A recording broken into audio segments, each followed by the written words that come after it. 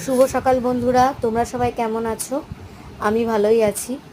তো আজকে সকালবেলা আমি নিয়ে চলে এসেছি জলখাবারের মধ্যে লুচি আর আলু ভাজা। তো এটা আমার খেতে আজকে একটু ইচ্ছে করছিল বলে বানালাম। প্রথমে আলুটাকে ভালো করে ধুয়ে তেলের মধ্যে দিয়ে নাড়াচাড়া করে লবণ হলুদ দিয়ে দিলাম। তারপরে আমি অন্যদিকে লুচিটাকেও চাপিয়ে দিয়েছিলাম। গরম গরম লুচি আলু ভাজা খেতে কে কে পছন্দ করো একটু জানিও। আমার তো ভীষণ ভালো লাগে খেতে।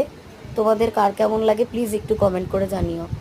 আমার ভিডিওগুলি তোমাদের ভালো লাগলে চ্যানেলটিকে একটু সাবস্ক্রাইব করে দিও।